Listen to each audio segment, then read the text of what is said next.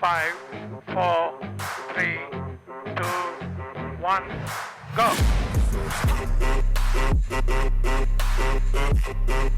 You have to listen to my voice. I beg you. 15 downhill, triple caution! Triple cautions! You're not concentrating. You have to listen. Can you please concentrate? Please, please, I beg you. Into double caution jump! Double caution jump! No! Not listening. Shut up. No, I'm just giving you advice. Don't tell me how to drive. Welcome everybody to another episode of Unpacking Rally. Today we are joined from KwaZulu-Natal with Bradley Cox. You guys will know him if you're familiar with the channel. Bradley did his first Dakar last year. He did extremely well. He was high up in the rankings, and then he had some bad luck. But he's going back this year. He's the son of the famous Dakar rider Bradley Cox, so we're all rooting for him, and he's also a fellow South African. So Bradley, welcome to the show, man. How are you doing? Thanks, man. I was stoked to have a chat with you and talk about the thing we have in common, and that's rally racing. Nice, man. It's always so nice to chat with you and always hear your thoughts and what you're planning, and thanks for always making the time. So maybe for the viewers that don't know what happened last year, do you want to give us a quick recap of how your first Dakar as a rookie went last year? Or actually, it was still this year. So how did your first Dakar go in 2022? No, I think, it went amazing in terms of when you look at, I started rally racing 3 months before Dakar. I had this opportunity to go into rally racing, and I took it with both hands, and I pitched up at Morocco, and the goal was just let's suss this thing out and see if I can do it, and obviously Morocco went extremely well, and you get the ticket for Dakar, and then it was like, all right, systems go, let's, Dakar was obviously the goal, but whether it was going to be 2022 or this year be my first one, that was like, we didn't know, so no. And then it went great. I had my only expectation from me was get to the finish. And that's kind of what I told myself every day. And to be every day in comfortably in the top 20, but, knocking on the top 10 door most stages and fighting with those, guys I've looked up to in terms of rally racing. It was really cool. And one bad day lost me 1 hour and I went from 12th or 13th overall to 25th. That's rally, right? That's the cruel beast of it. Yeah, no, exactly. Wow. So, touching on that, last year this year you were a rookie. Going back, you're not going to be a youngster anymore. Tell us a bit about how that was. I think you and Mason Klein and a few others you guys are representing a new generation in rally racing.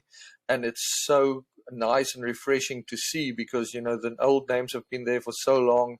And I'm sure it must be quite intimidating, like you say, racing with people that you've looked up to your whole life and what's kind of your heroes. So what was it like being a youngster or a rookie in Dakar in 2022? No, as a rookie, you're trying to learn every day, you're making mistakes, you're learning from mistakes, you're figuring out the rhythm. And, what's really cool is I have Ross Branch as kind of my big brother or even second dad. And Ross really, prepared me as best as he could. And then on the other side, I have, my dad who's been through everything. Yes, the rally is completely different to what it was in his day.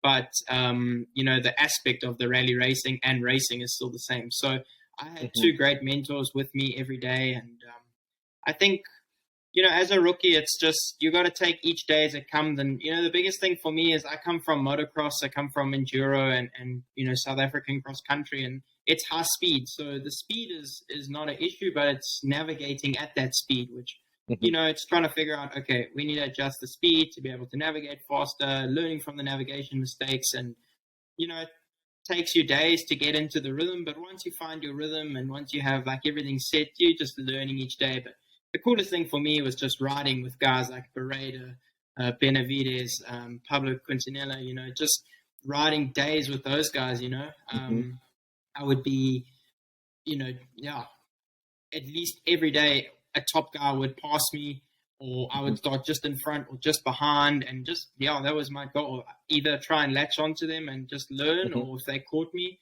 let them in front and just follow them and see what they do and pick up on what they do. Yeah, it never goes well for me if I try and latch on to somebody. I never seem to be fast enough to stay with them, but I'm always amazed at how you can give it your all, and then somebody that's so much better than you come past, and you're still giving it your all, and you just can't stay with them. It's phenomenal to see these guys ride, and I mean, I think we're all really, really excited to see you guys back. You mentioned Ross. We have an interview with Ross as well, so it'll be nice to hear his view. But speaking of that, like, how did you prepare for this Dakar training-wise? Why don't you tell us a little bit more about your schedule for getting ready for Dakar and kind of, taking that next step this year now that you've got the experience?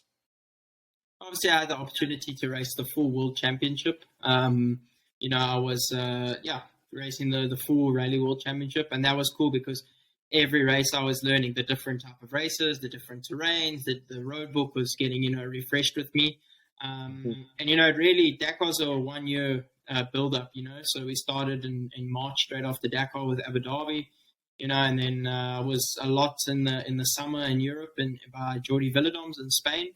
And Jordi was super cool and open and let me, go train with him and learn road books more and more. And then in August, I spent 2.5-3 weeks with Scala in America.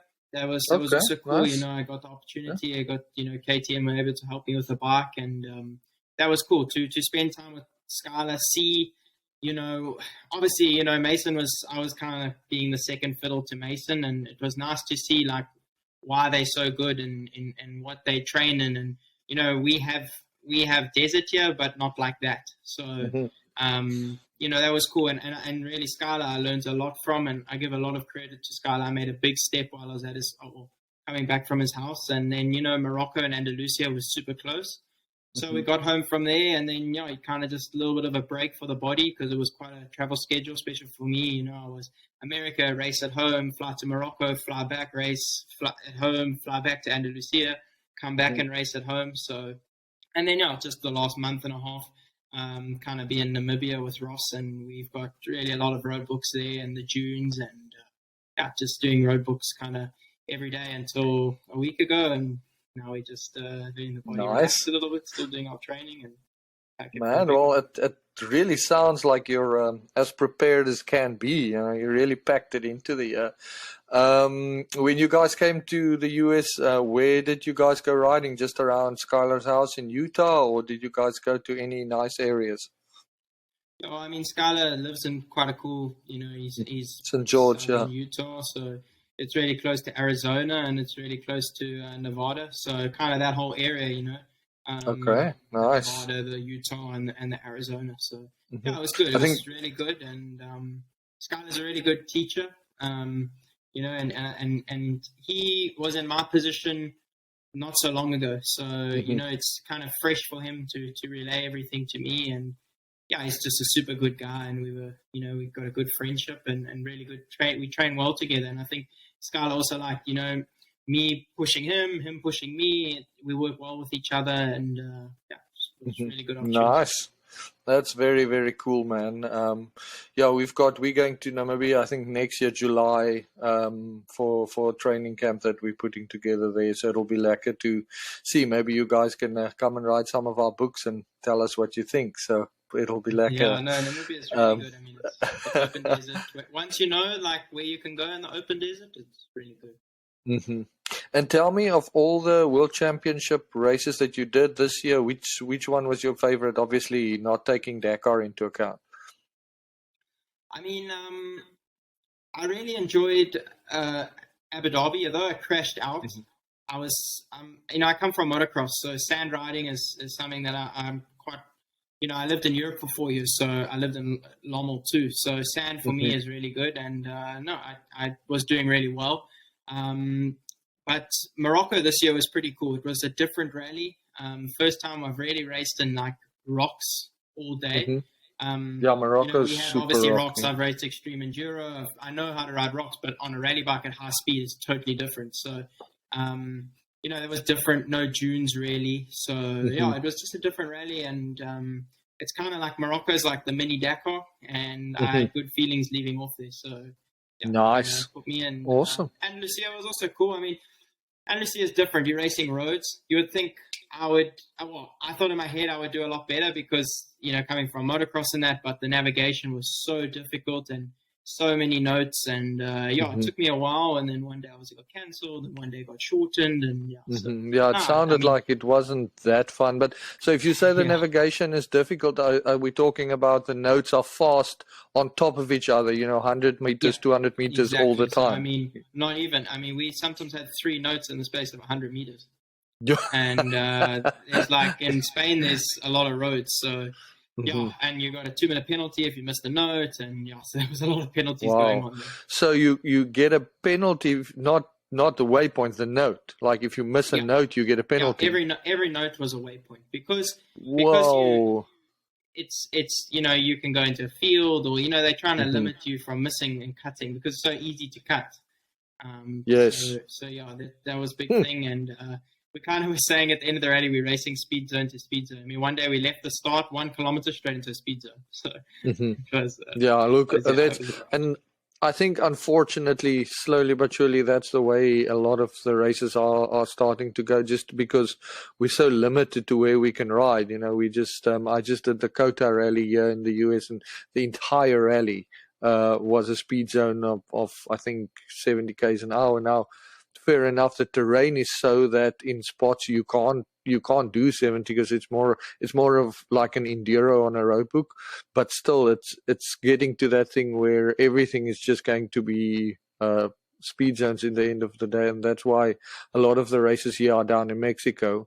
I know the chrono that we do in South Africa, that also is capped, I think, at 140 or 120.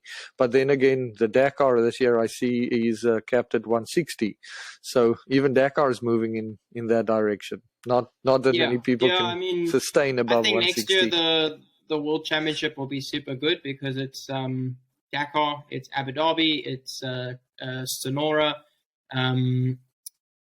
Argentina, and then it's Morocco. So it's real deserts. We're out of people. We're not close to cities. So I think the World Championship will be super good next year. Yeah, Sonora is mind-blowingly good. I think you will love it. I mean, this year it was, I think, day 3 we had it was 280 k's of just sand washes and sand roads. It was so fast. It was unbelievable. I've just finished the video. It just kept on going and going, and then you go into the desert, and I mean, it's the big desert. It's dunes that you look up to, and it's like 6-7 stories high.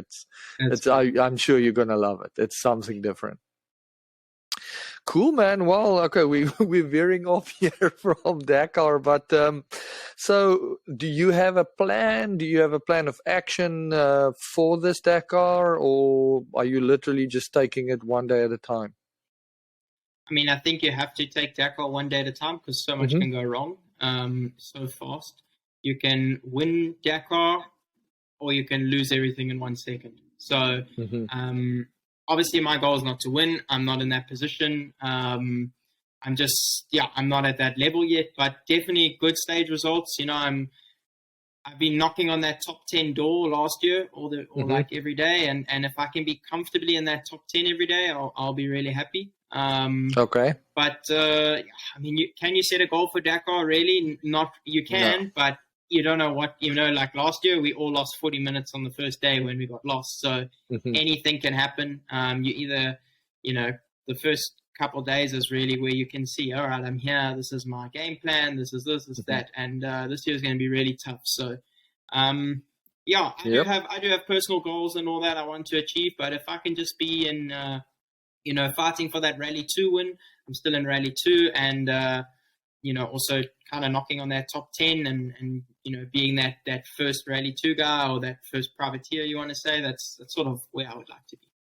Great. Well, that is super interesting to hear your view on it, and I fully agree that you can't plan it, but it's nice to know that you have goals and that you have things that you're going to push for, and we'll definitely all behind you in that regard. We want to see you move up those rankings. I see that if you win the Rally GP class for the year now, it's a new rule that the FIM or ASO brought out.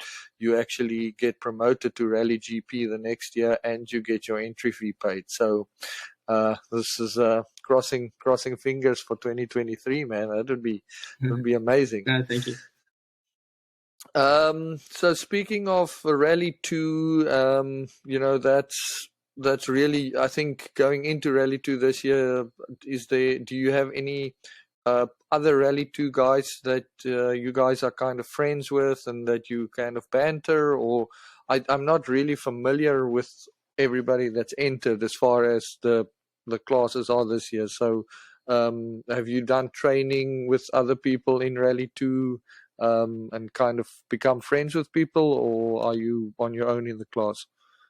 No, I mean, for sure, every World Championship round you have the GP riders, and which is basically the factory riders, and then you have Rally. The rest are all Rally 2. So we still score overall. We still score with the guys. It's just we have our own little class within the big class. So it's kind of get 2 trophies if you do well in both classes. But no, I'm super good friends now with Romain Dimonter, the French guy. He finished second in the World Championship. I finished third. So okay. And also a lot of other guys I know, Camille Chapiel, Michael Doherty. He's from South Africa. He's lived in Dubai for the last 10 years, 15 years. He's going to be racing Dakar, and so I mean, of course, I know a lot of people, and it's all the bike guys. You're not there. You're not going to be alone. Let's put it that way. No, exactly that. And I had the option to go to Rally GP, okay. But it just made more financial sense because I'm still a privateer. You have to pay quite a big fee to go into Rally GP because I'll be racing the World Championship next year. And also, I spoke with the KTM, the management at KTM. What do you think I should do? And they suggested, why don't you stay Rally 2? To go for the Rally 2 World Championship title is a big thing, and get promoted kind of that way. The goal is to obviously get a factory ride in the next coming years. So once you get that, you have to go GP. So I kind of no point to run. Enjoy less pressure. Yeah, exactly that. Although I feel more pressure now because I've kind of got eyes on me. But that's racing, and I'm not used to the pressure with the Sir Cox. And tell me, is your dad coming with again, or going with again this year? Yeah, my dad will be with me. That is so special. It's one of the. I mean, to be able to share the passion. With your father or with your family being there. Never mind. In your case, I mean, he has a lot of history with the Dakar, but just in general, I think that is super cool, and I think that's a huge help having that kind of overshadowing thing there. We did a few calls with him last year as well, so maybe we'll catch up with him on the days. I mean, he finished on the podium 3 times at Dakar, so he already knows what he's got the talking experience. About. He's been, I think, there's some thing somewhere that he's one of the most consistent Dakar finishers. If you look at the amount of Dakars he's done, and if you look at where he placed, he's one of the most consistent Dakar finishers on the bike in history. That's he either had a bike issue or crashed out, or he finished in the top 5. And that's kind of, he only didn't finish 2 in his whole 13 Dakars. So. Cool, man. Well, listen, this is amazing chatting to you. Thank you for making the time. We know that this time of year it's a busy time. We wish you the best of luck at this Dakar. We will be following. We will be tuning in. Final word from your side, as far as I ask this to everybody. Actually, I'm not going to ask you 2 things, but so the first thing is, let's say this: if you get to choose your starting position at the prologue, if something happens, and all of a sudden you get the best pick, where would you choose to start on stage 1? Between 7 and 15. Okay. Yeah. Cool. And then lastly, advice for anybody, anybody that watches the show dreams of Dakar, and what is a pro tip from Brad Cox or a good piece of advice that they can keep in their little treasure trove of advice? Just pull the trigger and commit to doing a rally. It honestly changed your life. You will do either a smaller rally or Dakar. Yes, it's a lot of money. It's a big financial ask, to go to these rallies. But the people you meet, the friends you make, it's for a lifetime. The places you get to go and ride. It's honestly an amazing sport, not just, from a competitive level where we're trying to push for wins and great rides and pushing the envelope in terms of speed, but just hanging out with your friends for weeks at a time. Everyone's got war stories, and it's get involved if you can. If you're thinking about it, pull the trigger, get a road book system, start learning road books. It's a really cool way of racing. Awesome. Well, thank you so much, Brad. Enjoy the South African summer. I'm very jealous. When do you guys fly out? It's been raining the last week here in KZN, so there ain't no summer, I'll tell you that. Well, you're going to be sweating it up in the desert very soon. So good luck with the last bit of prep. Thank you. Thank you so much for coming on, and good luck in Dakar. Cool. Thank you so much, man.